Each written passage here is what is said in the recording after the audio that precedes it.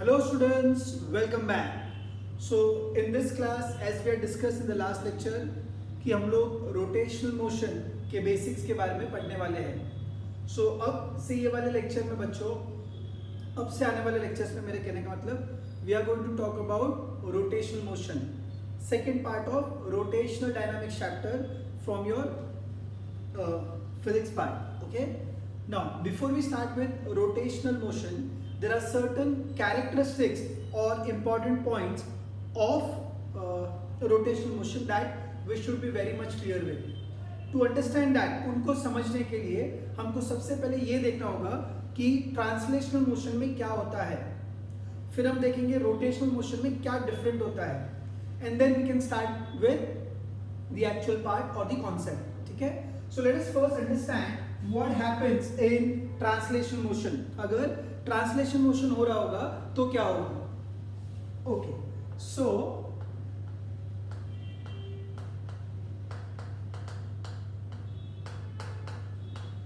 what exactly happens in translational motion? So बच्चों, translation motion मतलब in case अगर आपको डिफिकल्टी हो रही समझने में कि इसका मतलब क्या, तो जो स्ट्रेट लाइन वाला मोशन है उसको हम बोलेंगे translational motion. So in case of translational motion, the object is going to move along a straight line. Okay? अब सुनो ध्यान से. So मान लीजिए मेरे पास एक rigid body है. Now what do I mean by rigid body? ऐसा कोई भी object जिसका shape easily change नहीं होगा. Theoretically, a rigid body is a body which cannot be deformed by any amount of external unbalanced force. मतलब चाहे जितना भी फोर्स अप्लाई कर लीजिए उस बॉडी के शेप को आप चेंज नहीं कर सकते. ऐसी बॉडीज को हम बोलेंगे रिजिड बॉडी. ठीक है. तो mostly for all practical purposes हम नॉर्मली सॉलिड ऑब्जेक्ट्स को रिजिड बॉडी की तरह ट्रीट कर सकते हैं. ओके. सो मान लीजिए हमारे पास एक ब्लॉक है, ब्लॉक. ओके. और ये block initially, so it's a rigid body ऐसे मान लेते हैं, और इनिशियली ये ब्लॉक यहां पर है. ओके बच्चों. सो मान लीजिए this is initial position of the block. Fine. So let us से इस ब्लॉक में दो पॉइंट्स है, ए और ये मान लीजिए बी. सो आगे वाली एज पर दैट इज ए, और जो ट्रेलिंग एज पर है पीछे वाली एज पर that is B. So these are 2 points. Now अगर इस ऑब्जेक्ट को मैं ऐसे ट्रांसलेट करूं, इसको मैं ऐसे धक्का दूं, ठीक है, तो आफ्टर सम टाइम इसका नया पोजीशन जो होगा, मान लीजिए वो यहां से यहां पर है. Okay. So during this time अगर मैं कहता हूं कि दिस इज द सिचुएशन, ये मान लीजिए उसकी सिचुएशन है इनिशियल, और फाइनली वो यहां पर आया. So this is B, this will be A. Okay. अब अगर मैं बच्चों आपसे कहता हूं कि जो ए वाला पॉइंट है वो इनिशियल से यहां तक इसका जो चेंज इन पोजीशन है, इसका जो डिस्प्लेसमेंट है यहां से यहां तक का, मान लीजिए this displacement is 5 metre. So displacement of A, S stands for displacement, A is for A. So displacement of A is say for example 5 metre. तो मुझे बताइए B का कितना डिस्प्लेसमेंट हुआ. B तो उसके पीछे है, तो क्या उसका डिस्प्लेसमेंट A के जितना होगा, A से कम होगा. सोचो और मुझे बताओ. एग्जैक्टली सेम ही आना चाहिए. अगर A का डिस्प्लेसमेंट 5 है तो B का भी डिस्प्लेसमेंट 5 ही होगा. क्यों सर? ऑब्जेक्ट अगर रिजिड बॉडी है, सोच, तो उसका तो शेप चेंज नहीं होगा, यानी ए और बी के बीच का डिस्टेंस अभी भी उतना ही होना चाहिए. सो अगर ए चला होगा 5 मीटर तो बी को भी 5 मीटर ही चलना पड़ेगा ना. अगर बी ज्यादा चल गया इसका मतलब बी और ए के बीच का डिस्टेंस पहले से कम हो जाएगा, बॉडी कॉम्प्रेस हो जाएगी, तो रिजिड नहीं है. या मान लीजिए ए बहुत फास्ट आगे चला गया और बी स्लो रह गया, पीछे पड़ गया, तो बॉडी इलोंगेट हो जाएगी. But again it is not the characteristics of a rigid body. मेरी बात समझ में आ रही है. सो अगर कोई रिजिड बॉडी है जिसका ट्रांसलेशनल मोशन हो रहा है तो उसके सारे पार्टिकल्स का लीनियर डिस्प्लेसमेंट सेम होना चाहिए. अगर अलग अलग लीनियर डिस्प्लेसमेंट हो रहा है यानी बॉडी डिफॉर्म हो रही है, वो नहीं होना चाहिए. समझ में आया बच्चों. सो जो भी डिस्प्लेसमेंट किसका होगा, ए का, exactly same will be displacement of B also. So displacement of A will be equal to displacement of B. Okay, let me first मतलब डायग्राम में आपको बता देता हूँ. B यहाँ से यहाँ तक आया. Okay, so B का जो शिफ्ट है वो ये है. So whatever is displacement of A exactly same has to be displacement of B. उतना ही होना चाहिए, अदरवाइज आपकी बॉडी रिजिड बॉडी नहीं है. क्लियर? अच्छा, जितने टाइम में A पहुंचा होगा उतने ही टाइम में B भी पहुंचा होगा. अरे फास्ट फ्लो कैसे हो सकते हैं एक ही बॉडी के दो पॉइंट? समझ में आया? So what ever is displacement of A same is displacement of B. Whatever time A is taking, same time B is also taking. So same displacement in same time, I would say the speed or velocity is also the same. So whenever a body is doing translational motion, I repeat, whenever a rigid body is undergoing translational motion, all the particles of the rigid body will have or must have same linear displacement S, same linear velocity V and same linear acceleration A. अगर वो अलग अलग हुए बच्चों, यानी body या तो compress होगी या तो इलोंगेट होगी. आई बात समझ में? So for all these things please keep in mind कि अगर ट्रांसलेशन मोशन हो रहा है सो हर एक पार्टिकल का लीनियर डिस्प्लेसमेंट इक्वल होगा. Displacement of A will be equal to displacement of B. Secondly velocity of A will be equal to velocity of B. Third, you can say acceleration of A will be equal to acceleration of B. So सारे के सारे parameter same होते हैं. So please keep in mind characteristics of translation motion.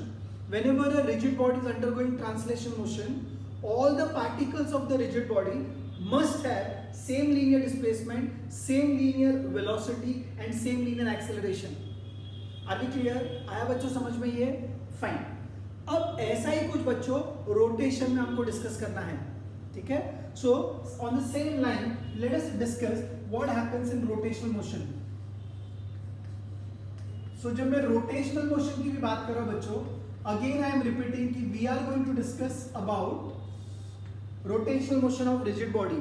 फिर से जो body है वो rigid body ही है, यानी उसके पार्टिकल्स के बीच का डिस्टेंस फिक्स रहने वाला है, वो चेंज नहीं होने वाला है. ये क्लियर? ओके. सो अब रोटेशन में कैरेक्टरिस्टिक्स क्या होंगे? चलिए देखिए बच्चों. सो मान लीजिए मेरे पास एक रॉड है, रिजिड रॉड, और उस रिजिड रॉड को हम रोटेट करने वाले हैं. सो लेट अस से दिस इज दैट रॉड, और इस रॉड को अगर मैं रोटेट करने वाला हूं, ओके, इस रॉड पर मान लीजिए 3 points are there, A, B and C. हम दो लेकर भी डिस्कस कर सकते हैं. Let us say there 3 points A, B and C. इस रॉड को मैं एंड के अबाउट रोटेट करने वाला हूं ऐसे. ठीक है?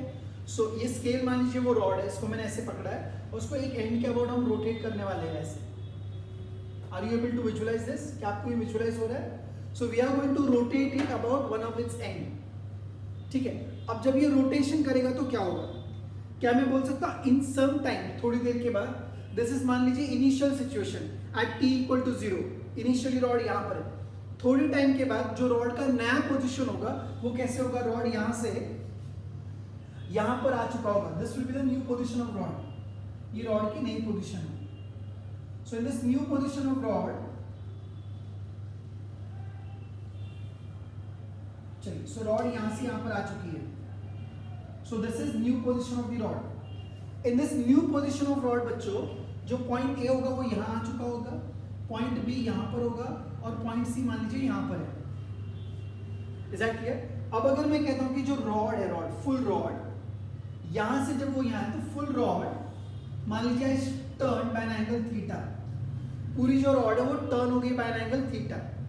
तो मुझे बताओ पॉइंट ए कितने एंगल से टर्न हुआ होगा? थीटा से ही.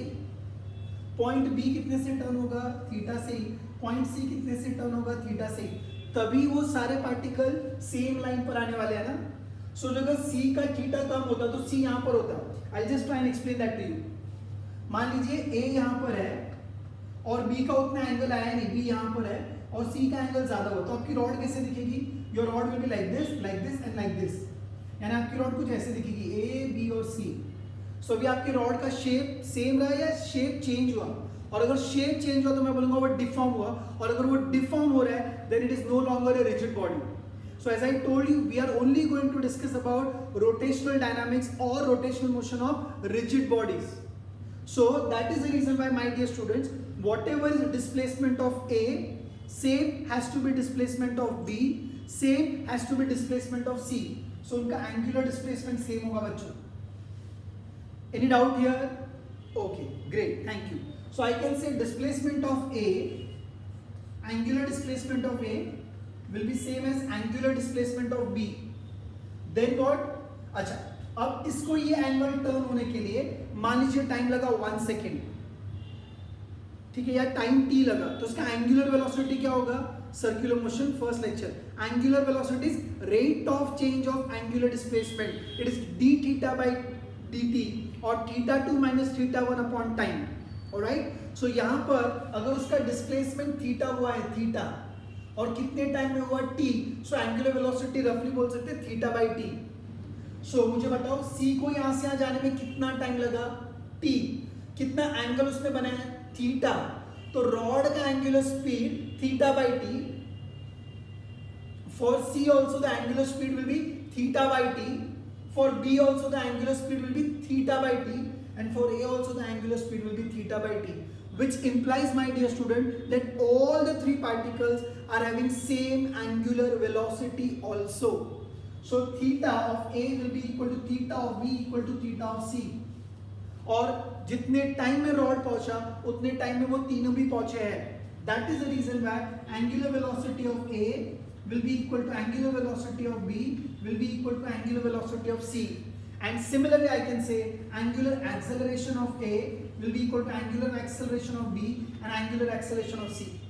So, in case of translational motion, the linear parameters are same. In case of rotational motion, the angular parameters are same. My dear students, आपको circular के सारे terms याद होने चाहिए, वो important condition है. Angular displacement, angular velocity, angular acceleration. So, यहाँ पर सभी particles का angular displacement same है, एंगुलर वेलोसिटी सेम है, एंगुलर एक्सेलरेशन भी सेम है. ओके, अब एक इंटरेस्टिंग बात, ठीक है, जो हमने पहले भी पढ़ चुकी है बट एक रिवीजन के तौर पे मैं वापस से बता रहा हूं. देखो बच्चों, so first when I explain this was explained in the live lecture. अब आप देखो बच्चों ध्यान से मैं क्या कह रहा हूं. अगर मैं ए का सर्कल कंप्लीट करूं तो ए का सर्कल ऐसा आएगा, बी का सर्कल ऐसा आएगा और सी का सर्कल ऐसा आएगा. सो बच्चों मुझे एक बात बताओ, क्या तीनों पार्टिकल के सर्कल का साइज सेम है या अलग अलग है? ऑफ कोर्स अलग अलग है, क्योंकि सबका रेडियस अलग अलग लग रहा है आपको. तो बेसिकली बच्चों सर्कल का जो साइज है वो कौन डिसाइड कर रहा है? ए के लिए सर्कल की साइज छोटी क्यों है? क्योंकि जिस पॉइंट के अबाउट रॉइड रोटेट हो रही है या एक्सिस ऑफ रोटेशन से ए का डिस्टेंस अलग है, बी का डिस्टेंस अलग है और सी का डिस्टेंस अलग है. तो वापस से मैं वही कह रहा हूं बच्चों, when a rigid body rotates, particles of the rigid body are performing circular motion. For all the particles, angular displacement, angular velocity, angular acceleration is equal, but their linear displacement is different. Why sir? क्यों sir? कैसे sir? इधर देखो बच्चों, see, ये जो आपका A वाला particle है इसका आर्क लेंथ इतना सही है, B वाले का आर्क लेंथ ज्यादा है और C वाले का आर्क लेंथ सबसे बड़ा है. सो डेफिनेटली डिस्प्लेसमेंट जो है लीनियर डिस्प्लेसमेंट या अलोंग दी आर्क वाला जो डिस्प्लेसमेंट है वो अलग अलग है बच्चों. ठीक है, so all the three particles are having different linear displacement. Why is it so? I can explain you mathematically also. आपको डायग्राम वाइज तो दिख ही रहा है. सो माय डियर स्टूडेंट, क्या सर देखो, what was linear displacement S? S is related to theta as S is equals to r theta. Now for all the particles theta का value same, but for all the particles the perpendicular distance from the axis of rotation is not the same. Sir ने radius के लिए एक word use किया, perpendicular distance from the axis of rotation is not same. That is the reason why the linear displacement is different. So radius of A and radius of B and radius of C are not equal. That is the reason why बच्चों उनका linear displacement S will also not be equal. The linear displacements are not equal. Similarly, you can say linear velocity v is equals to r omega. Favorite in circular motion. V is equals to r omega. So अब सबका जो v होगा वो भी अलग अलग होगा. Why sir? Q sir? Because सबका again r is different. V is equals to r omega in magnitude for circular motion. So अगर सबका r different है, perpendicular distance from the axis is different, so definitely सबका v भी अलग. Similarly, my dear student, the linear acceleration a is equals to r alpha, वो भी सबके लिए अलग अलग होगा. So what are the important points that one should keep in mind? सबसे पहले, if a body is undergoing translational motion, all the particles will have same linear displacement, same linear velocity and same linear acceleration. But when a rigid body is undergoing rotational motion, all the particles of the rigid body must have same angular displacement, same angular velocity, same angular acceleration. But as their perpendicular distance are different from the axis of rotation, the size of the circle will be different. So r would be different. So their linear displacement s is equal to r theta will be different. Linear velocity v is equals to r omega will be different, and linear acceleration, tangential acceleration a is equals to r alpha will also be different. One more important characteristic that you should keep in mind is when a rigid body is rotating, the whole rod was rotating, but the tiny particles of the rod are performing circular motion. Are we clear? ये पूरी rod rotate कर रही है और उसके जो छोटे छोटे पार्टिकल्स हैं वो क्या परफॉर्म कर रहे हैं बच्चों? They are performing circular motion. Are these 2 points clear to all of you? ये दोनों पॉइंट क्लियर है बच्चों? Yes. If it is clear, you can take screenshot or pause the screen and write it just now. जल्दी से.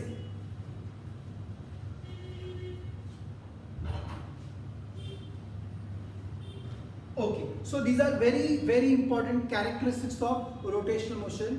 I'll just revise all the important characteristics of rotational motion. First, when a rigid body rotates, particles of the rigid body are performing circular motion. All the particles will have same angular displacement, same angular velocity, same angular acceleration. But their linear velocity, their linear displacement and linear acceleration will be different because their perpendicular distance are different from the axis of rotation. ठीक है? ये बहुत ही important points है बच्चों. You should keep in mind. इनको आप लिख लीजिए. पहले भी लिखवा चुका हूँ. अगर आपने पहले का लिखा हुआ है तो फिर से एक बार नोट कर लीजिए यहाँ पर. ओके, सो ये एक बेसिक आपको पता होना चाहिए बिकॉज ये वो पॉइंट्स है बच्चों जो हर बार आने वाले हैं, ये वाले. So it was better we discuss them at first. Okay, अब बच्चों let us actually start with rotational motion. मतलब as per the textbook, कि टेक्स्ट बुक के हिसाब से रोटेशनल मोशन कैसे स्टार्ट होता है. ओके, सो वंस अगेन बच्चों पहले हम देख लेते कि ट्रांसलेशनल मोशन में क्या था और रोटेशनल मोशन में क्या था.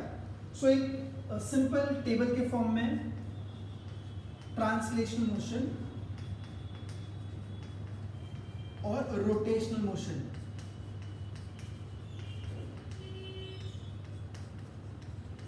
दिस कंपेरेटिव स्टडी, कंपेयर करके पढ़ना हमेशा इजी बनाता है चीजों को. सो मुझे बताओ ट्रांसलेशनल मोशन में वी हैड लीनियर डिस्प्लेसमेंट.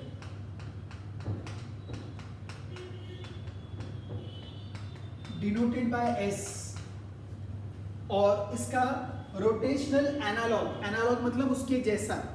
सो उसका रोटेशनल एनालॉग क्या था बच्चों? Angular displacement. So you have angular displacement here, that is denoted by theta. So जो रोल लीनियर डिस्प्लेसमेंट का है वो कौन प्ले कर रहा है? Angular displacement. I know it's very easy, we are going very slow, but that is need of this chapter. Okay, then you have linear velocity, right? We have linear velocity v. So here you had angular velocity denoted by omega, right? Of course इनका relation भी आपको पता है. S is r theta, v is equals to r omega. Do you remember that? Then you have linear acceleration, जिसको tangential acceleration के नाम से भी हमने जाना. Linear acceleration a जो स्पीड चेंज करेगा, यहां पर क्या आएगा बच्चों, angular acceleration alpha, and the relation that you had is a is equals to r alpha. ये बेसिक है जो आपको ऑलरेडी पता है बच्चों। अब कुछ ऐसी भी चीजें हैं बच्चों जो शायद मैं सर्कुलर में बता चुका हूं, बट फिर से एक बार मेंशन करने का वक्त आ चुका है। जैसे यहां पर बच्चों हम बोलते हैं फोर्स, तो रोटेशन में यस ट्राई करो खुद से बिना मेरा सुने, very nice, those who could think of it very good, it is torque. So force is replaced by torque, basically हम बोलेंगे मोमेंट ऑफ फोर्स। टॉर्क का और एक नाम था moment of force. Moment deals with rotation, force का rotational analogue is moment of force. Okay, फिर यहां पर बच्चों हमारे पास होता है लीनियर मोमेंटम।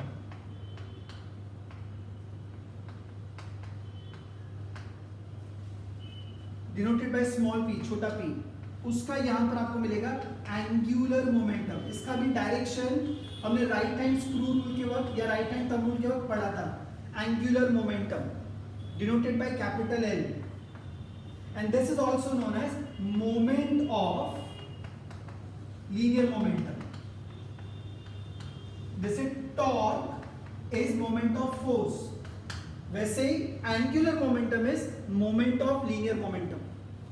अब बच्चों ध्यान से सुनना, एक और क्वांटिटी है ट्रांसलेशन मोशन में which plays a huge role in understanding translation motion, that is nothing but mass of the object. याद है मास करके क्वांटिटी है, ऑफ कोर्स याद होगा। सो जो रोल मास का होता है ट्रांसलेशन मोशन में, वैसा ही कोई और क्वांटिटी है क्या रोटेशन मोशन में, या जो रोल मास का है यहाँ पर, क्या यहाँ पर कोई प्ले करने वाला है? क्या वो सेम ही रोल यहाँ पर भी मास प्ले करेगा या कुछ और होगा? तो इन बातों को समझने के लिए एक्सपेरिमेंट्स किए गए। अच्छा, बाय द वे मास का रोल क्या था ट्रांसलेशन मोशन में, तो मैं आपको याद दिला दूं। अगर ऑब्जेक्ट बहुत ही लाइट है तो उसको मूव करना कितना इजी है। जैसे मेरे अगर हाथ में एक पीस ऑफ पेपर है, चला गया ना, उड़ गया, तो आप बोलोगे हाँ सर वो हल्का था, उसका मास कम था, इसलिए वो इजीली उड़ गया।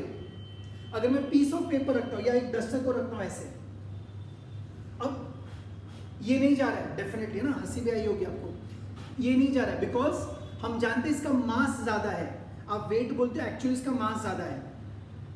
बट अगर मैं इसको ऐसे पुश करूं ऐसे ऐसे ऐसे, तो ये भी मूव करने लगता है। सो बेसिकली इस चीज को बच्चों आपने इनर्शिया के नाम से पढ़ा था, याद आया? Inertia, the inability of a body to change its state of rest और state of translational motion along a straight line unless it is acted upon by an external unbalance force. कुछ नहीं समझा, सिंपल भाषा में body जैसा है वो वैसा ही रहना चाहेगा।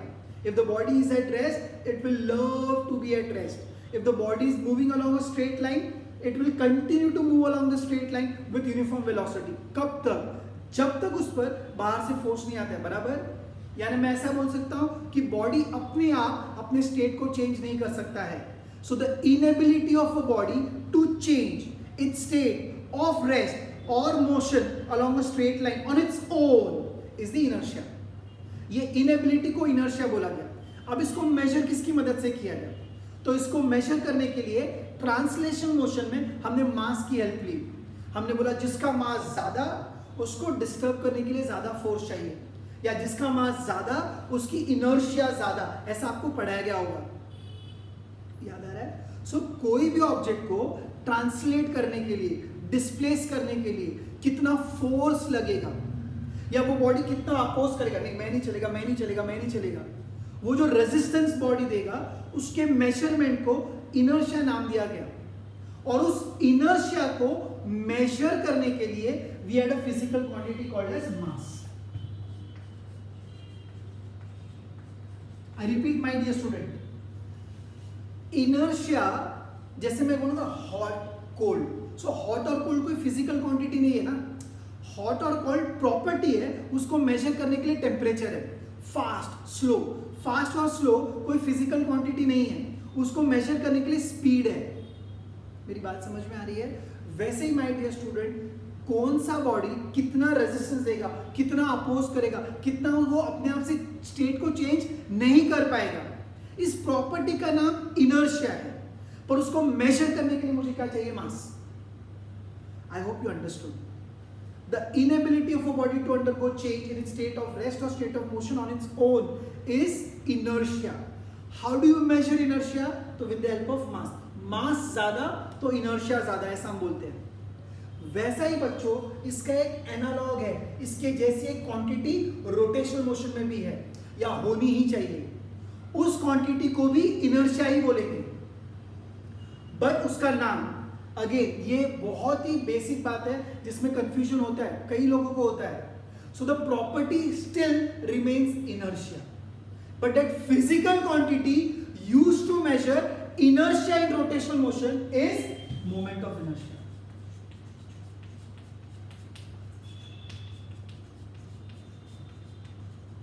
It is moment of inertia.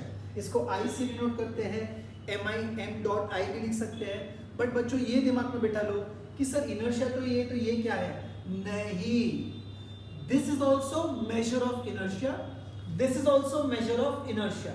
इस ट्रांसलेशन मोशन में इनर्शिया मेजर करने के लिए हम मास यूज करते हैं, और रोटेशनल मोशन में इनर्शिया मेजर करने के लिए हम मोमेंट ऑफ इनर्शिया यूज करते हैं। हालांकि उसके नाम में इनर्शिया आया, पर ये कभी मत ऐसा बोलना बच्चों कि मास अलग है इनर्शिया अलग है। नहीं, इनर्शिया इज द प्रॉपर्टी। उसको मेजर करने के लिए there are two physical quantities. अभी के लिए एक और बाद में आएगा जब हम इलेक्ट्रोमैग्नेटिक इंडक्शन पढ़ेंगे। सो उसको मेजर करने के लिए ट्रांसलेशनल मोशन में we take help of mass, और रोटेशनल मोशन में we take help of moment of inertia. Basically वो मास से ही रिलेटेड है। कैसे? तो वो डेरिवेशन में हम समझेंगे बच्चों। या मैं आपको एक सिंपल सा आइडिया बताता हूँ, समझाने की कोशिश करता हूँ। कई बार बच्चों आपने देखा होगा कि अगर कोई डोर है, डोर जिसको आप ओपन करना चाहते हैं, सो डोर को ओपन करने के लिए ऑफ कोर्स डोर का मास अगर ज़्यादा होगा, है ना, कितना फोर्स लगेगा या एक्चुअली स्पीकिंग कितना टॉर्क लगेगा उसको ओपन करने के लिए। चलाने के लिए फोर्स चाहिए, घुमाने के लिए टॉर्क चाहिए। ये अपनी लैंग्वेज थोड़ी रफ है, बट ये सबसे बेस्ट तरीका याद रखने का। To displace a body you require force, to rotate a body you require a torque. हालांकि वो आता फोर्स से ही है, force multiplied by perpendicular distance from the axis of rotation is torque, right?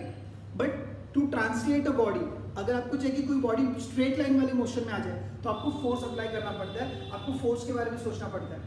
But उसी बॉडी को अगर आप rotate कराना चाहते हो तो भी फोर्स ही अप्लाई करते हो, but we think of torque या मोमेंट ऑफ फोर्स। अच्छा, मैं कह रहा था आपसे बच्चों कि अगर मुझे कोई डोर ओपन करना है तो उस डोर को ओपन करने के लिए डेफिनेटली हैंडल पर हम फोर्स अप्लाई करते हैं। वो फोर्स, फिर वो हिंज। अच्छा मैं समझाता हूँ। ये मान लीजिए हैंडल है, यहाँ पर वो हिंज है, दरवाजा फिक्स है। अब अगर आप इस हैंडल पर फोर्स अप्लाई करोगे और इसको अगर आप ऐसे करोगे तो ये हिंज के अबाउट रोटेट करेगा। अगर यही हैंडल यहाँ पर होगा, आपने पढ़ा होगा क्लास 11 में, अगर ये हैंडल नज़दीक चला जाए एक्सिस के तो उसको उसी डोर को ओपन करने के लिए आपको ज़्यादा फोर्स लगेगा। नहीं याद आ रहा है?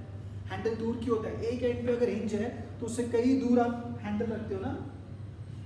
जैसे मान लीजिए अगर यहाँ पर ये डोर है, ये इसका एक्सिस है, यहाँ पर हिंजेस अगर है तो आप हैंडल यहाँ रखते हो ताकि कम फोर्स से आप डोर को ओपन कर सके। बराबर ना बच्चों? हाँ है ना? तो अब ये जब डोर आप ओपन करोगे तो बेसिकली वो रोटेट करेगा। उसको रोटेशन में लाने के लिए कितने टॉर्क की रिक्वायरमेंट होगी, कितने एफर्ट्स डालने पड़ेंगे, वो हम मेजर करेंगे with the help of moment of inertia. या वो कौन डिसाइड करेगा? Moment of inertia. It's a very basic concept बच्चों, पर अगर अच्छे से समझ जाओगे तो it is good for us for the rest part of the chapter. So what is mass? Measure of inertia. What is moment of inertia? Measure of inertia. ऐसे कैसे सर? इनर्शिया तो वर्ड इधर है, तू वर्ड पर मत जा। Inertia एक प्रॉपर्टी है जो क्या बताएगा? Inability of a body to undergo change in the state of rest और state of motion on its own, या the resistance offered by a body to undergo change in the state. जैसे अगर आपको बोला जाएगा आज पढ़ाई करो 10 घंटे, मैं नहीं पढ़ेगा, मैं नहीं करेगा, मैं नहीं करेगा, ये जो ना बोलना, ये जो रेजिस्ट करना है, वो आपकी इनर्शिया है।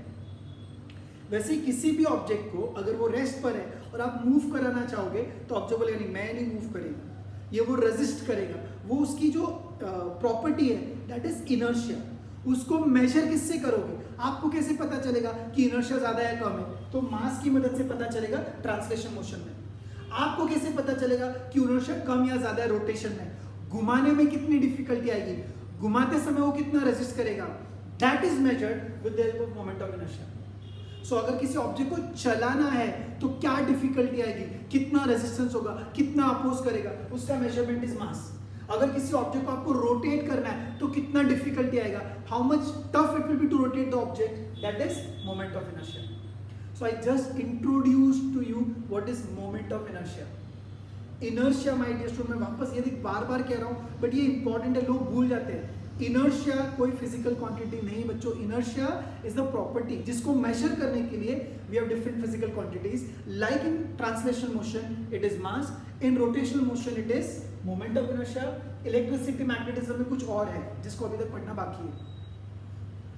ये बहुत इजीली अगर आप समझ जाओगे, वही एग्जांपल फास्ट स्लो, क्या फास्ट और स्लो फिजिकल क्वांटिटी नहीं ना, उनको मेजर करने के लिए स्पीड हम यूज करते हैं, बोल बाबा। हाँ, वैसे ही hot and cold physical quantities नहीं है, उसको मेजर करने के लिए वी यूज टेम्परेचर। सिमिलरली बच्चों, बॉडी का resistance to undergo change in the state of rest और state of motion in translation is mass, in rotation it is moment of inertia. क्या है मोमेंट ऑफ इनर्शिया, क्या उसका expression है, कैसे उसको डिफाइन करेंगे, हम सब अगले क्लास में देखेंगे बच्चों, ठीक है। So I take your leave now, see you in the next class with detailed explanation of what exactly is moment of inertia. But I expect ये सारी बातें आप अच्छे से रिवाइज करके आओ। Thank you so much students.